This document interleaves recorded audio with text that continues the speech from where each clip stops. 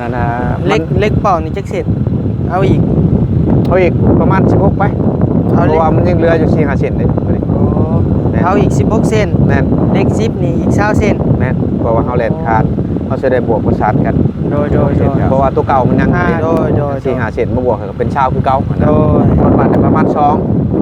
รถบัส2เนาะแม่นเอาตัวตอนนั้นนาๆแน่คะแนนเป็นไปได้ก็ให้สั่งมาเลยบ่ผู้ช่างเด้อได้กะอีกดาว10สอบเนาะแม่นสั่งมาเลยกะโอเคเลยโดยโอเคแล้วจะนับพังเบิ่งมื้อแรงเฮาสิสั่งเมียไปเห็นบ่าวชายอยู่หั่นบ่เพิ่นเมื่อแล้วบ่โดยคือว่านี่ก็แปลว่าบ่อยู่แล้วเนาะพี่น้องเนาะหน้าเพิ่นก็จักทางใดพี่น้องเอ้ยจักสินำไปทางใดหน้าก็ได้โอ้ยบ่ฮู้หน้าเพิ่นอยู่ซับพี่น้องเอ้ยบาทนี้เนาะ400,000ปลายนี่ล่ะซื้อเครื่องซื้อของมาซื้อมาขนมของอยู่ของกินซื้อมาหลายเติบพี่น้องเอ้ยแต่เพิ่นบ่อยู่ซ้ำบาทนี้พี่น้องเอ้ยเนาะโตเป็นอยู่จังไดเด้เนาะทางพ่อตู่กับหลานเพิ่นพี่น้องเอ้ยจะเป็นอยู่ในใดกันแต่งอยู่ขอกินสู่บรรดาบ่าวกินพี่น้องเอ้ยเอาน้องเพิ่นแต่งสิกินกับสิจ้ำจักเล็กจักน้อยต้มบางหน้าก็นี่ก็อิ่มแล้วโอเคพี่น้องเอ้ยงามคักซัมซิกิ้งซัมซิเกือกเนาะบัดนี้เนาะลมมาก็บ่ย่านบัดนี้ครับสำได้สิแม่พุ่นน่ะใส่ยาเบื่อน่ะบ่าวไปยังยาหมอซิมเบิ่งก่อนเขากินบ่เขากินยากะเอาก็ดีกอดเขาเด้อบ่าวนี้เด้อผูกเบื้องซ้ายให้ควันเจ้ามาผูกเบื้องขวาให้ควันเจ้าอยู่มาคือเทือนน้องตันน้องอื่นก็ให้เจ้าอยู่ดีมีแห้งสุขภาพแข็งแรงเด้อบ่าวนี้เด้อสาธุเอาโอเคพี่น้องเอ้ยเนาะเป็นนั่นว่าครั้งแรกเลยพี่น้องเอ้ยที่ว่าบ่นิ้วอันได้ผูกคอเตาแคนพี่น้องเอ้ยกับครอบครัวที่เคยซอยมาเป็นครั้งแรกเลยซึ่งน้ำใจน้องเพิ่นอยู่ปลูกเงินให้นำ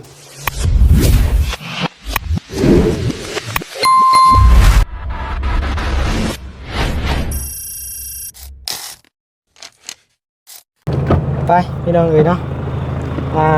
กำลังสิออกไปนะพี่น้องเนาะพอดีพ่อกับพ่อสร้างเพิ่นพอดีแล้วบัดนี้สิถามเลยนะพี่น้องเนาะโตสบายดีเด้อพ่อสร้างเด้อสบายดีโดยพี่จะมานั่งโน่นพี่ก็ได้พอมันกับชายลมได้เบานี่เว้ยโดยคอยว่ามันผู้แม่นคักได้คอยว่ามันสิฮ้อนหรือมันสิหนาวคอยว่าหนาวได้มื้อนี้แต่ว่านี่โดยสบายดีว่าลมแห้งๆพ่อสร้างเอ้ยเนาะลมแห้งๆมื้อนี้มาพร้อมสายลมเลยพี่น้องเอ้ยพอดีแล้วเนาะพอดีมาพ่อกับพ่อช้างเพิ่นพอดีวันนี้สิถามเลยพี่น้องเอ้ยสมุดเทคานนี่ต้องใช้เล็กจักเส้นพ่อช้างโอ้อันนั้นเล็กอันโตที่นั่นน่ะคันสิเว้าก็เล็กปอกชิปเล็กๆกันน่ะข้านเช้าหั่นแหละโอ้ก็ได้ประมาณเบิ่งบริชื่อประมาณ20เซนค่อยเบิ่ง20เซนเล็ก10บ่เล็ก10นั่นแหละเล็ก10เนาะเล็ก10 20เซนแม่นเล็กปอกตัวนี้จักเรือจักงั้นตัวนี้ประมาณ6เซนมีเล็กปอกอยู่5เซนเนาะเรืออยู่เจ้าประมาณ20เซนนี่ก็พอดีแล้วเอาแต่เล็กอัน10บ่เล็ก6ได้ซะเล็ก6แล้วมันเป็นเล็ก6ก็มันเป็นเล็ก8เด้เอาประมาณ10เซนน่ะจะพอที่มันจะเป็นเสาจัดเรืออยู่บนนั่นน่ะเล็กปอกนี่จักเซนเอาอีกประมาณ16ไปเพราะว่ามันยังเหลืออยู่4-5เซนเลยเอาอีก16เซนแม่นเล็ก10นี่อีก20เซนแม่นเพราะว่าเฮาแล่นคานเฮาสิได้บวกประสานกันโดยมันต้องในแล่นคานบ่ทุกห้องบ่แม่นแล้วเนาะแม่นเพราะว่าความแข็งแกร่งของมันยันโดยเพื่อว่าบ่รับประกันเสาคอยเบิ่งคือจักสูงแม่น4 เมตร 50บนเสาโดย4 เมตร 50แม่นมันเป็นดินทงหน้าเด้นะเป็นดินทงยันความบ่แข็งแกร่งโดยพอดีเฮาก็เห็นเอาเนาะเล็ก10นี่20เล็ก6นี่16เซนเพราะว่าตัวเก่ามันยังอยู่เด้โดย4-5เซนมาบวกก็เป็นชาวคือเก่าโดยรถบัสประมาณรถบัส2เนาะแม่นเอาตัวประมาณนาๆแน่คะแนนเป็นไปได้ก็ให้สั่งมาเลยบ่ผู้ช่างเด้อได้กะอีกดาว10สอบเนาะแม่นสั่งมาเลยกะโอเคเลยโดยโอเคแล้วจะนับพังเบิ่งมื้อแรงเฮาสิสั่งเมียไปเห็นบ่าวชายอยู่หั่นบ่เพิ่นเมื่อ มื่อหรือบ่ โดยคือว่าชวนจะไปกินข้าวกินน้ำ แน่นสิเมื่อพุ่นแล้ว โดย แต่ลูกบุญทวีหันย่าง ฮะ เลาะหาลูกหรือมาเห็นอยู่วันเพื่อนเขาขางเกินอยู่เพื่อนน้องจิ๊กแต่ว่าอยู่ผู้เดียวพักผ่อนกับ เพิ่นบ่มาบ่ หมอมาก่อนพักผ่อนมันเจ้าไปเอาเครื่องหมูเบิดนะ โดย ก่อนข่อยก็ว่าคันหมูเบิดกะชีได้เครื่องเจ้าใส่มันมีอันนั้นนะบ่นอนกับตะกอกตะไคร้เครื่องนักๆแน่หั่นละ โดย นอนเพิ่น เฮาสิออกไปเวียกเลยได้ โดย ไปแหละ ก็บ่เป็นหยังช่วงไปสิคอยเมื่อลบอีก โดยคือว่าได้ยินน้องน้อยว่าสิแก่จรดไทยเมื่อบ่แก่จรดไทยบัดเดียวเลย ถ้าเบิ่งคันมีผู้แก่สิแก่ เจ้า ให้ บ่ขับเองครับเป็นอยู่ ครับบัดนี้มาดูสายมาส่งเบิ่งก่อนมึงตัวจริงกับ ครับแล้วก็จะขับไปแล้วก็มาส่งเพิ่นแล้วก็ขี่รถจักรออกบัดนี้ แม่นเบิ่งก่อน บ่ยากดอก เจ้า เพราะว่าเฮาก็มาสดมาซอยเพิ่นเหมือนกันสิให้ยืมอยู่ดอกรถไถก็ได้ แม่น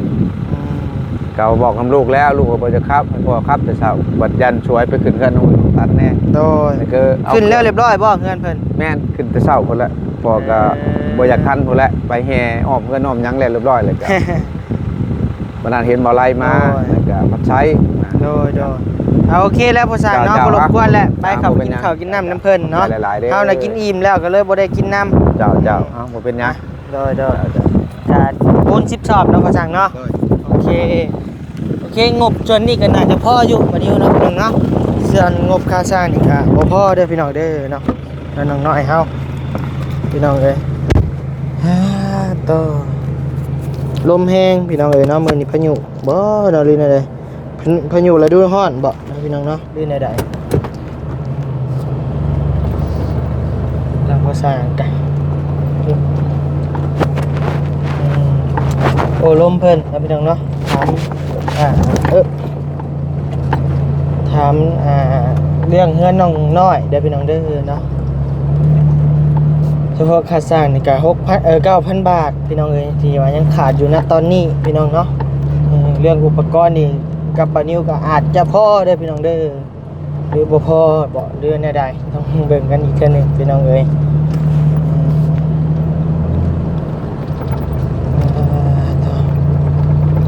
เล็กนี่สิ้นเท่าใดเด้นะพี่น้องเนาะสิ้นละเท่าใดยังบ่ได้ถามราคาซักเดี๋ยวเบิ่งมือแรงนะพี่น้องเนาะก็เนี่ยเป็นไปได้ก็สิสั่งไปเลยเพราะว่าทั้งพ่อน้องน้อยก็เพิ่นนอนเผาอยู่นั่นนะพี่น้องเอ้ยเนาะก็น่าบ่เป็นห่วงหยังดอกเนาะพี่น้องเนาะคะแนนว่าบุญเพิ่นบ่ฮอดก็ให้เพิ่นขนมาพี่น้องเอ้ยเพิ่นมีรถอยู่เนาะพี่น้องเนาะให้คนมาไว้คะแนนบุญเพิ่นฮอดก็น่าจะได้เห็นเลยพี่น้องเอ้ยกับรอพังข่าวดีนำกันพี่น้องเอ้ยเนาะจักสิเป็นจังไดเรื่องครอบครัวน้องน้อยเฮาพี่น้องเอ้ย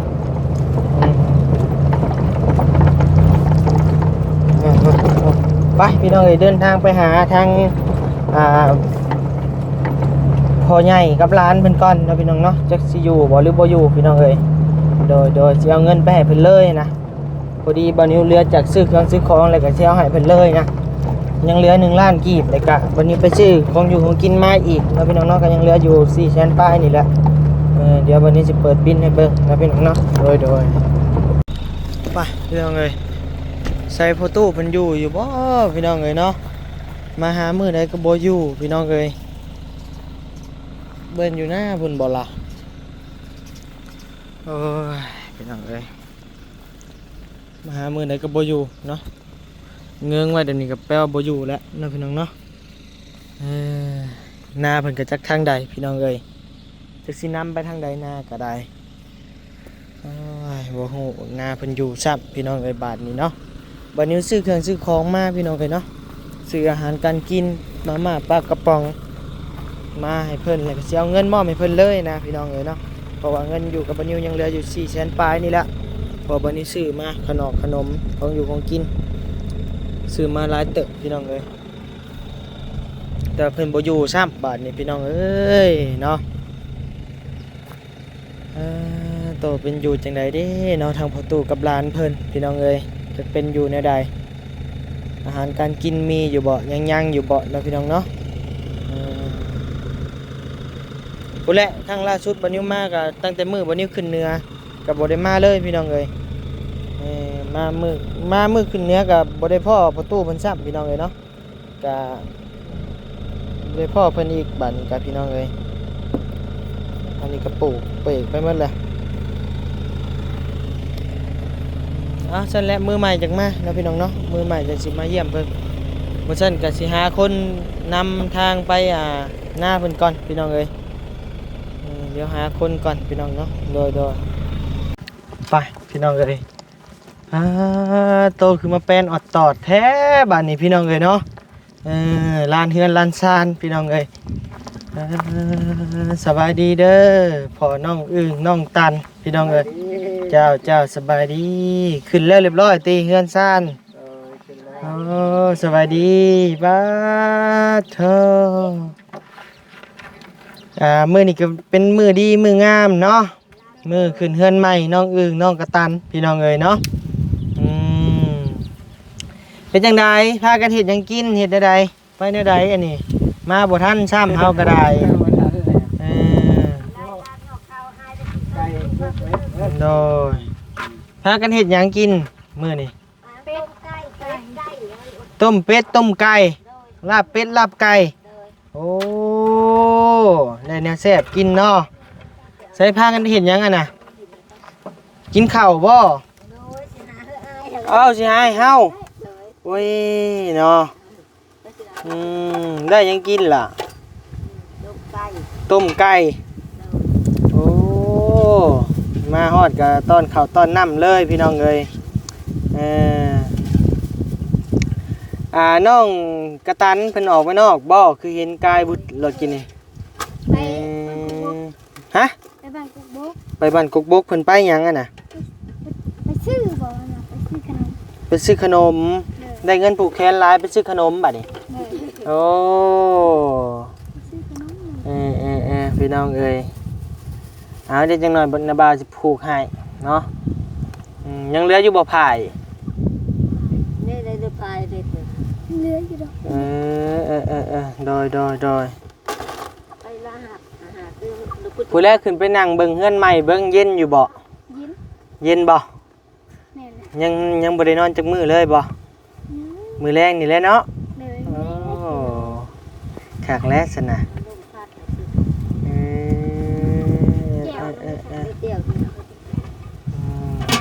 แกงหมักผักบ่น่ะหรือว่ากระต้มจะได้ทั้งพี่น้องมาหลายบ่เช้านี่เต็มมาเลยของกินพออยู่พอกินอยู่บ่ล่ะเหลือเนาะคักแล้วซั่นน่ะ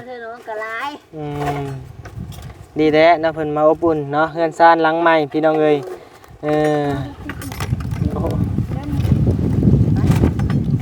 พากันแต่งอยู่ครัวกินชูบรรณาบ่าวกินพี่น้องเอ้ยเอาน้องเพิ่นแต่งสิกินกับสิจ้ำจักเล็กจักน้อยพี่น้องเอ้ยเพราะว่าบัดนี้ก็อิ่มแล้วกินมาแต่ซิโน่ผู้เนาะขนาดบ่าวพัดชัยเพิ่นเฮ็ดซีนเฮ็ดหยังสิกินก็ยังบ่ได้กินพี่น้องเอ้ยแต่ก็สิจ้ำน้ำอยู่จักเล็กจักน้อยพี่น้องเอ้ยผมไปซื้อขนมสบายเจ้าสบายดีไปมาพี่จับไผ่ผูกแขนมาให้นะบ่าวเนี่ยไว้นะผูกเครื่องปลูกของพังเพิ่นพี่น้องเอ้ยเงินซานหลังใหม่เด้อพี่น้องเด้อเนาะเบิ่งลองขึ้นลองเบิ่งหักเสียได้แต่ว่าไม่นี่อยากบ้างนี่ไม่ปันไดอยากบ้างอยู่หักบ่เป็นหยังพี่น้องเอ้ยพอใส่ได้อยู่พี่น้องเนาะ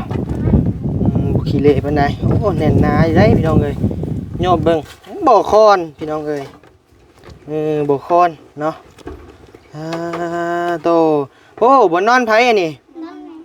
บ่นอนแม่นอนนอกหมดเจ้าได้นอนใน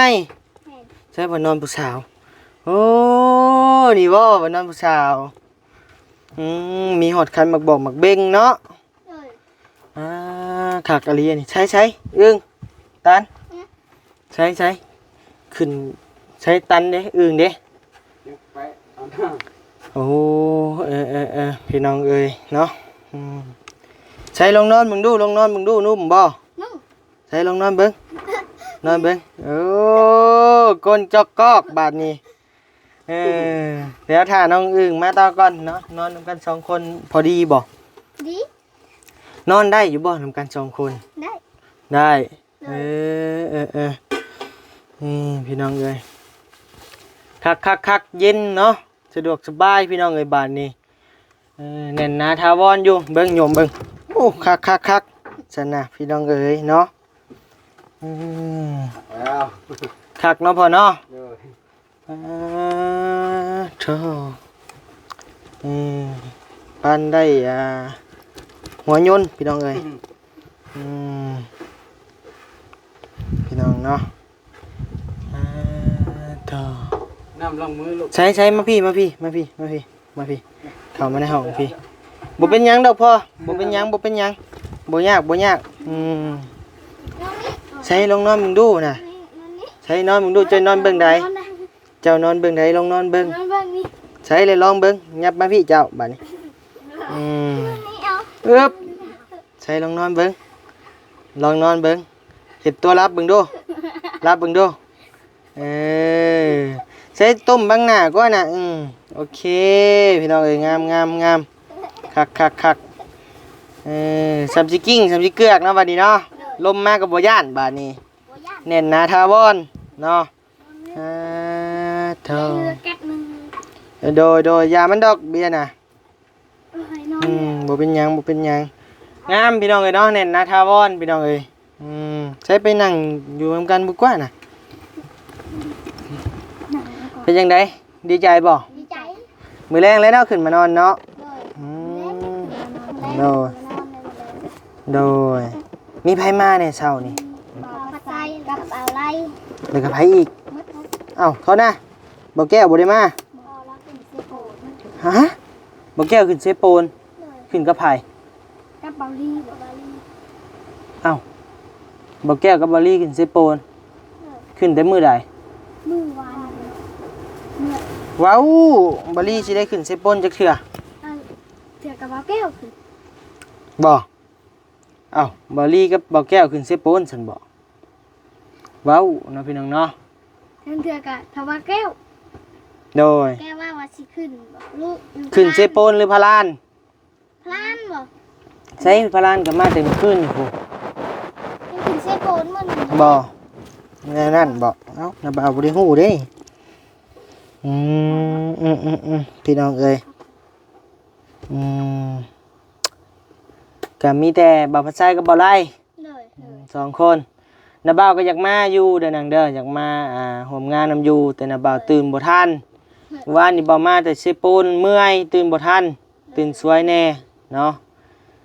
ก็เลยว่าบ่ได้มาพี่น้องเอ้ย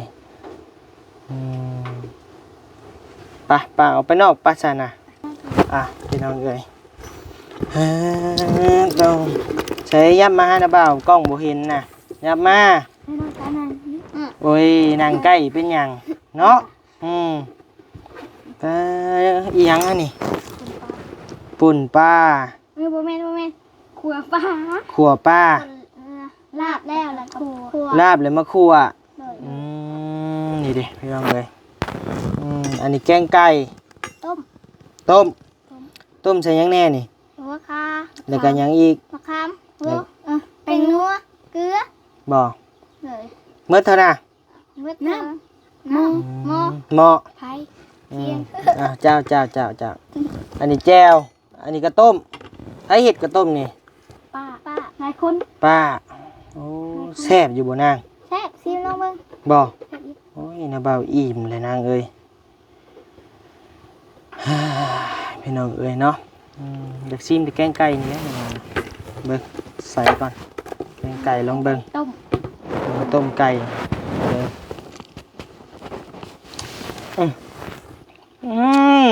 แซ่บเนาะคักซิมดูซิมนะบ่าวเบิ่งบ่ซิมบ่กินได้นี่มื้อนะกินอิ่มแล้วน้อยนึงคำนึงเอ้าคำนึงแซ่บบ่แซ่บสำได้ซิมแม่พุ่นน่ะใส่ยาเบื่อนะบ่าวไปยังยาบ่ซิมเบิ่งก่อนอยากก็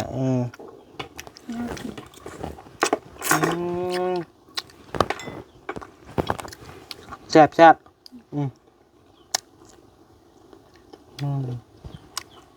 เอาช่างพ่อ พอห่างก็มาบ่ห่าง มาเอาไปทำนี่ ได้บัดนี้บุญทวีบ่มาหาเห็นได้บัดนี้ เห็นไหมเรื่องบ่เฮือเลยหน่อยนะบ่ แล้ว เราไปใช้บัตร ฮะ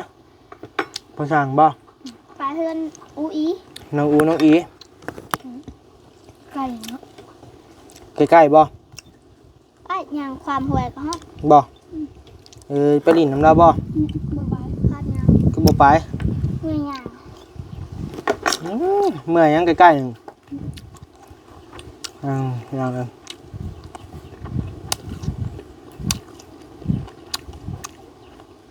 ใช่นะบ่บอกมือขึ้นเงินให้ครัวหมูบ่ แน่นอนมันได้ลูก ให้มันได้ลูกก่อน มันสิได้ลูกแล้ว ครัวสิได้มันแหละเนาะ สิได้มัน ได้ลูกเนาะถามได้ลูกหลายๆจังครัวเนาะ เอ้ย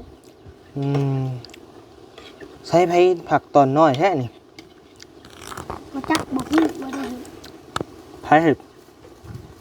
หลายคนพอน้องเจม น้ำเย็นบ่อนบ่เย็นครับน้ำยังนี่ยังน้ำไปตักอยู่ห้วยบ่ น้ำสร้าง ฮะ น้ำสร้าง น้ำช่างอันนี้ บ่แล้ว เบิ่งนะบ่าสิ ให้ก็กิน บ่ ให้ก็กินดื่น ปกติเนาะ เลยมันก็ใส่อยู่แต่มันไก่ใส่ก็ยืมรถไปตักไปน้ำกัน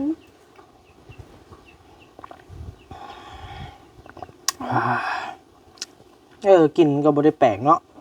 ได้ก็ดีเนาะใส่ก็ดีพี่น้องเลย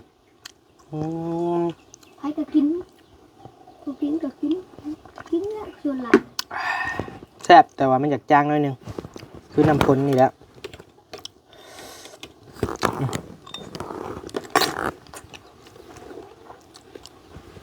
เงินผูกแขนได้เท่าใดสั่ง บ่ได้บ่จัก ฮะ บ่ได้นับ คือโบนัส แต่บ่ละ ได้เท่าใด ได้เช้าปลายพันนี่แหละ เจ้าได้ชาวไฟพันเจ้าเลย บ่จักคน บ่จักเบิ้งในบาทสิปลูกให้เบิ้งในบาทมีเงินอยู่บ่ปึ๊บคือมีแต่เงินดอนแท้บาทนี่บ่ตันเอ้าหมอนี่มีแต่บ่จัก จักเงินเราเป็นเบานี่มันเป็นเงินดอกนี่แม่เขาก็แก้กิน แกะยังปลาเป็น3 มื้อพุ่นยังแกะเนาะมันเหี่ยเนาะแม่นี่จ้ะโครงการนั้นมันมีปุ่ม2,000 บุญทวีผูกให้2,000ผูกบ่ 5,000 บ๊ายบายผูกให้หมดนี่ดอกนี่มันจ้ะพี่น้องเอ้ยมามื้อนี้ก็มาแสดงความยินดีนำน้องๆเพิ่นเนาะพี่น้องเนาะมาให้คนนี้ดีกดข่าวขวัญเจ้ามาโฮมมืองามดีบ่ยังพี่น้องเอ้ยเอาไปลำบากนี่ ก็ขอให้เป็นเฮือนที่ว่าอยู่รวยๆเด้อนังเด้อเป็นเฮือน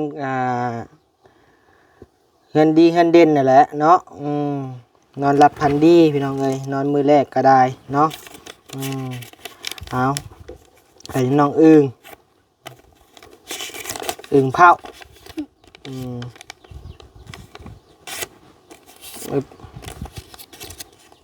เงินงามสำเนาะเงินใหม่ๆซ้ำนี่ เงินงามเงินเบาเร็ว เงินงามบ่เอาพี่น้องเอ้ยเดี๋ยวมาแสดงความยินดีลากท้ายพี่น้องเอ้ยมาให้คนนี้ดีกดเข่าดีกดกว่าให้คนเจ้ามาโฮมเรือนหลังใหม่ก็คอยอยู่ให้ร่ำให้รวยนอนรับก็ให้ได้เงินหมื่นนอนตื่นก็ให้ได้เงินแสนได้บัดนี้ได้เนาะใหญ่มากเลยก็ไปหาเงินเลี้ยงครอบครัวเด้อนังเด้อเลี้ยงพ่อเลี้ยงแม่เด้ออย่าเพิ่งเอาผัวได้เรียนว่าอยากได้ผัวอยู่ พอได้ แม่นเลยนะครับบ่พี่น้องเอ้ยเนาะ พูดให้เบานิ้วพูดให้เบานิ้วก่อนนะ ผูกให้บ่นิ้วอีก เอาเกลือให้ไม่ได้ เอายังมาไปเอายังน่ะ มือน้อง พี่น้องเอ้ยเนาะมารอบลากท้ายเด้อพี่น้องเด้อเนาะทางบานิวก็ได้เอาเงินผูกอีกบ่ผูกก็ย่านะเงินน่ะผูกแต่ไผ่ก็พอแล้วมาบ่เอาเงินน่ะบ่เอานะบ่าวบ่เอา ต้องใส่เงิน1,000ค่ะ บ่ใส่ก็ย่าบ่เป็นหยังดอก ใส่ เอาไป ใบเก่าก็ต้องเขาเอาบ่เป็นได้บ่นี่เลย โอ้ยเว้าเป็นโลด เบิ่งทันทีเขาไปดองอันนี้เขาก็ต้องพับ บ่ นี่เขาพับได้นี่ได้นี่ ทำได้นะนั่นบ่จะผับนะ นี่ พี่น้องเอ้ย นี่เลยค่ะ โอ้ยครั้งแรกได้แต่บ่นิวว่า บริการสิค่ะ ซอยคนมานี่มีคนผูกแขนให้นี่พี่น้องเอ้ยครั้งแรกเลย เป็นเฮือนหลังแรกแล้วก็ครอบครัวแรกพี่น้องเอ้ย ให้น้องก่อนน้องผูกก่อนก็ได้ฮะว่าวในได้ก็ยาวแล้วนะ ว่าในใดก็ยาแล้วเนาะว่าเนี่ยดีๆได้เฮ้ยอย่าไปว่าเนี่ยบ่ดีได้หายคือหายเป็นคือกันได้น่ะบ่าวก็ได้ ถ้าบ่าวนี้ มาเอา ให้กดดีกดข่าวเด้อบ่าวนี้เด้อผูกเบื้องซ้ายให้ควันเจ้ามาผูกเบื้องขวาให้ควันเจ้าอยู่มาคือเทือนน้องตันน้องอื่นก็ให้เจ้าอยู่ดีมีแห้งสุขภาพแข็งแรงเด้อบ่าวนี้เด้อสาธุ ถูเป็นนั่นว่าบ่เป็นลายหลุดๆมันแน่นๆนี่มิสิปะเป็นลายมือนี่ผูกหัก เอา ให้อยู่ดีมีแห้งความเจ็บบ่ได้ความไข่บ่มีปรารถนาสิ่งใดก็ขอให้ได้สิ่งนั้นเด้อบ่าวนี้เด้อ สาธุโตพี่น้องเอ้ยเพราะนั้นว่าบ่เป็นกูได้กันไหลหลุดๆพี่น้องเอ้ยกลัวบ่นิ้วอีกผู้นี้แฮงว่าเป็นนี่ผู้นี้ น้องตันน้องปิด ตะกี้เด้มาโดยหมดปีพอแต่ลึงบาทนี่ไหลลิดๆนะตันเนาะเด้อแก้กันเด้อ เอาโอเคพี่น้องเอ้ยเนาะครั้งแรกเลยพี่น้องเอ้ยที่ว่าบรรยุอันได้ปลูกขอเตาแคนพี่น้องเอ้ยกับครอบครัวที่เคยซอยมาเป็นครั้งแรกเลยซึ่งน้ำใจน้องเพันอยุผูกเงินให้นำแก้ให้ก็ไปซื้อเอาไปนี่นะ เดี๋ยวสิถอดเอาเงินในเพิ่นคืนก่อนพี่น้องเอ้ยอันนี้บ่าวน้องหับเอาเลยเด้อแล้วก็หมดเจ้าก็ไม่ซื้อขนมกินเด้อตอนนี้คือว่าเอาเอาเลยเด้เลยเอาให้คืนเอาจับเอาแบ่งกันอ้ายเอาแล้วนี่อ้ายเอาแต่ผายก็ดีใจเลยนี่สิปะเม่นจักทิศนึงจะสิแกะเด้อเบิ่งรถแค่อ้ายนี่มัดบ่แน่นนี่นะฮะ ใช้มาสิมัดไหม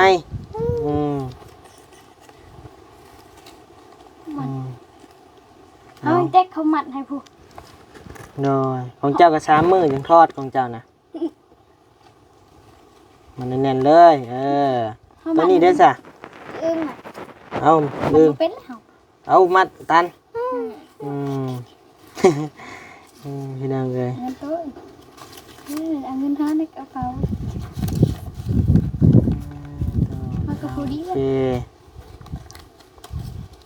โอ้ยพี่น้องเลยเอาเรียบร้อยพี่น้องเลยเดี๋ยวป้าเป็นจักทิศหนึ่งก่อนนะพี่น้องเนาะเอาพี่น้องเลยเนาะสำหรับคลิปนี้ก็เป็นครั้งแรกที่ว่าบนิวได้ผูกคอต่อแขนพี่น้องเลยเนาะในครอบครัวที่ว่าทีมงานซอยเรือนะพี่น้องเนาะแต่มีแต่สำหรับคลิปนี้พี่น้องเลยเนาะบนิวก็สิขอตัวลำลาก่อนพี่น้องเลยเวลาก็คือสิยืดสิยาวแล้วนะพี่น้องเนาะเดี๋ยวสิไปกลับไปเบิ่งประตูเพิ่นก่อนมาเลยบอกนะพี่น้องเนาะเอาอยู่ดีไม่แห้งเด้อนะพี่น้องเนาะมื้อนี้ก็เป็นมื้อสันมื้องามมื้อขึ้นเฮือนใหม่น้องอึ่งน้องตันเด้อพี่น้องเด้อเนาะสำหรับคลิปนี้ก็อยู่ดีไม่แห้งพร้อมครอบครัว FC ทุกท่านเด้อพี่น้องเด้อเนาะร่ำรวยตลอดไปเนาะสุขกายสบายใจเด้อสบายดีบ๊ายบาย เพิ่นต้อนรับพี่น้องเอ้ยเนาะต้อนรับได้ดีแฮง